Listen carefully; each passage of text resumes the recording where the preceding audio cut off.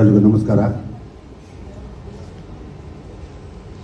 ರಾಗಿಣಿ ವಿಷಯ happy birthday to you. ಹುಟ್ಟುಹಬ್ಬದ ಶುಭಾಶಯಗಳು. ಯಾವತ್ತು ನಾಳೆ ಮೇ 24 ರಾಗಿಣಿ ಬರ್ತ್ಡೇ.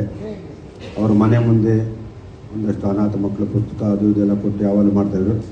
ಈ ಬಾರಿ ಒಂದು ದಿನ ಮುಂಚೆ ಮಾಡ್ತಾಯಿದ್ವಿ. ಅಂದರೆ ನಮ್ಮ ಮಾಧ್ಯಮದವರು ಸ್ನೇಹಿತರೆಲ್ಲ ಸೇರಿ ಒಂದು ಸಿನಿಮಾ ಅನೌನ್ಸ್ಮೆಂಟ್ ಇತ್ತು.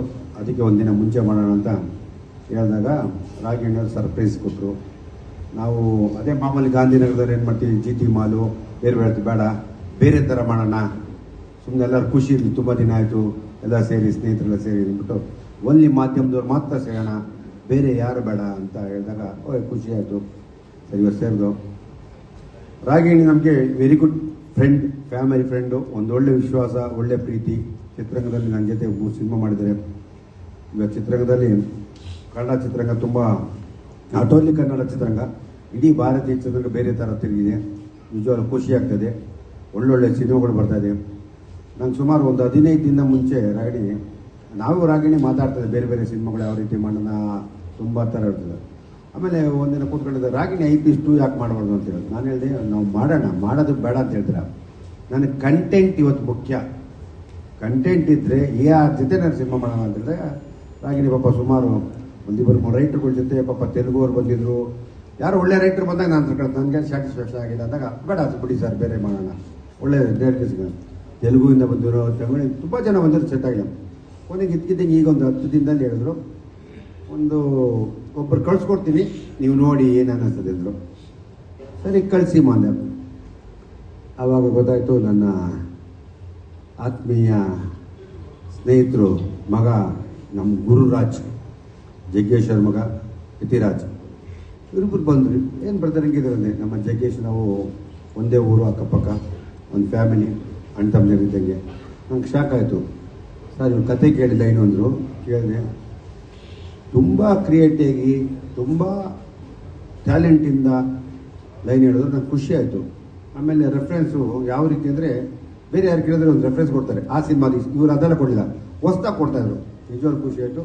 ಈ ಲೈನ್ನ ಮಾಡಿ ತುಂಬ. ಆಮೇಲೆ ಹೇಳಿದೆ ಯಾವ ವಿಷಯದಲ್ಲೂ ಕಾಂಪ್ರಮೈಸ್ ಆಗೋದು ಬೇಡ. ಸಿನಿಮಾ ತುಂಬ ಚೆನ್ನಾಗಿ ದೊಡ್ಡದಾಗಿದೆ. ವಿಲನ್ಸು ಬಾಂಬೆ ಬೇಕಾ, ಕೇರಳ ಬೇಕಾ, ತೆಲುಗುಲ್ ಬೇಕಾ ಕಣ, ಸಿನಿಮಾನ ಚೆನ್ನಾಗಿ ಮಾಡಿದಾಗ ಜನ ತೊಗೊಳ್ತಾರೆ. ಇಲ್ಲ ನಾವು ಈ ಸಿನಿಮಾ ಚೆನ್ನಾಗಿ ಮಾಡಿದಲ್ಲಿ ನಾವು ಇಷ್ಟೇ ಖರ್ಚು ಮಾಡಿ, ಸಿನಿಮಾ ಖರ್ಚಲ್ಲ ಮುಖ್ಯ, content is very good strong ಅಂದಾಗ ನನಗೆ ಗುರುರಾಜ್ ಹೇಳಿದ ಲೈನ್ ತುಂಬ ಇಷ್ಟ ಆಯಿತು. 2-3 ಸತಿ ಮೀಟಿಂಗ್ ಮಾಡ್ದು, ಕತೆ ಮಾಡಿ, ಕತೆ ನೀವು ಎಷ್ಟು ದಿನ ಟೈಪ್ ನೋಡ್ತಿದ್ದಲ್ಲ, ಕತೆಗೆ ಏನು ಬೇಕಾದ್ರೆ ಖರ್ಚು ಮಾಡೋಣ ಕೂತ್ಕೊಳ್ಳಿ, ಒಳ್ಳೆ ಕತೆ ಆದ ತಕ್ಷಣ ಇಮಿಡಿಯೇಟ್ ಸ್ಟಾರ್ಟ್ ಮಾಡೋಣ ಅಂದರೆ ರಾಗಿಣಿ ಅನ್ನೋದಕ್ಕೆ. ಯಾಕೆಂದರೆ ಇವತ್ತು ಸಿನಿಮಾಗಳು ಒಂದಕ್ಕಿಂತ ಒಂದು ವೆರೈಟಿ ಇದೆ. ಆ ಥರ ಸಿನಿಮಾ ಮಾಡೋಕ್ಕೆ ನಮ್ಗೆ ಇಷ್ಟ ಆಗುತ್ತೆ. ಓಕೆ, ಆ ಥರ ಮಾಡಿದಾಗ ನಮ್ಮ ರಿಟರ್ನ್ ಬರ್ತದೆ. ಕನ್ನಡ ಚಿತ್ರರಂಗದಲ್ಲಿ ನನ್ನ ಜೊತೆ ಸುಮಾರು 54 ಸಿನಿಮಾ ಆಯಿತು. ಇದು 55 ಸಿನಿಮಾ ಅಂತ ಕಾಣುತ್ತೆ. ಎಲ್ಲ ಕಲಾವಿದರು ನಮಗೆ ಸಹಕಾರ ಪ್ರೋತ್ಸಾಹ ಕೊಡ್ತಾರೆ. ಇವತ್ತು ಚಿತ್ರರಂಗ ಬೇರೆ ಥರ ಇದೆ. ಆ ಚಿತ್ರರಂಗನ ನಾವು ಉಳಿಸ್ಕೋಬೇಕು.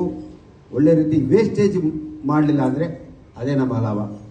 ನಿಜ ಒಳ್ಳೆ ಸ್ನೇಹಿತರಾಗಿದ್ದೆ ಯಾವಲ್ಲ ಒಂದು ಸಿನಿಮಾ ಮಾಡೋದು. ಯಾಕೆಂದರೆ ರಾಗಿಣಿ ಸಿನಿಮಾ ವಿಷಯದಲ್ಲಿ ಒಂದು ಸತಿ ಒಪ್ಕೊಂಡ್ರೆ ಎಷ್ಟು ಚೆನ್ನಾಗಿ ಅವ್ರು ಕೆಲಸ ಮಾಡ್ತಾಯಿದ್ರೆ, ಒಬ್ಬ ಪ್ರೊಡ್ಯೂಸರ್ ಹಿಸ್ಟ್ರಿ ತುಂಬ ಒಳ್ಳೆ ಇಂಡಸ್ಟ್ರಿ, ನಮ್ಮ ಇಂಡಸ್ಟ್ರಿ ಅದೇ ಅವರಿಗೆ ಒಂದು ಒಳ್ಳೆ. ನನ್ನ ರಾಗಿಣಿ IPS ಮಾಡಿದಂಥ ಆನಂದ್ ಪಿರಾಜು ನಮ್ಮ ಸ್ನೇಹಿತ ಯಾವಾಗಲೂ ಬರೋನು.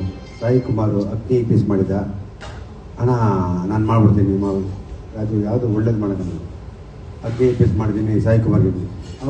ಅವಾಗೇನೋ ಮಾತಾಡ್ಬೇಕಾದ್ರೆ ರಾಗಿಣಿ ಏನೋ ವಿಷಯ ಮಾಡೋದು, ಮುಂಚೆ ಸರ್ ಇಲ್ಲಿದ್ದೀರಂತ ಆನಂದ್ ಪಿರಾಜ್ ಹೇಳಿದೆ ರಾಗಿಣಿ IPS 2 ಮಾಡೋದು. ರಾಗಿಣಿಗೆ ಹೇಳಿದೆ ನೀನು IPS 2 ಆಫೀಸರ್ ಮಾಡ್ತಿದ್ದು. ಅವ್ನು ಶಾಕು. ಅಗ್ನಿ IPS ಆದಮೇಲೆ ರಾಗಿಣಿ IPS ಮಾಡೋದು ಸಾಕು ಅಂತ ಹೇಳಿದೆ. First part 1 ಮಾಡ್ದೋ, ಗೆದ್ದೋ. ಆಮೇಲೆ ಅವನು ಇವತ್ತು ತುಂಬ ಆರೋಗ್ಯ ಪರಿಸ್ಥಿತಿ ಕೆಟ್ಟು ತುಂಬ ನಿಜವಾದ ಅವ್ನು ಒಳ್ಳೇದಾಗಲಿ ಭಗವಂತ ಪ್ರಾರ್ಥನೆ ಮಾಡ್ತಾ ಇವತ್ತು ರಾಗಿಣಿ IPS 2 ಮಾಡೋಕ್ಕೆ ಕಾರಣ 1 ಮಾಡಿದಂಥ ನಮ್ಮ ಆನಂದ್ ಪಿರಾಜು. ಅವ್ರ ಇವತ್ತು ಈ ಮುಖಾಂತರ ನಾವು ನೆನೆಸ್ಕೊಂಡು ಅವ್ರಿಗೆ ದೇವರು ಕ್ಷೇತ್ರ ಕಳೆದ ಶಕ್ತಿ ಕೊಡಲಿ ಅಂತ ಹೇಳಿದ್ದೆ ಸರ್. ಥ್ಯಾಂಕ್ ಯು, ಧನ್ಯವಾದ.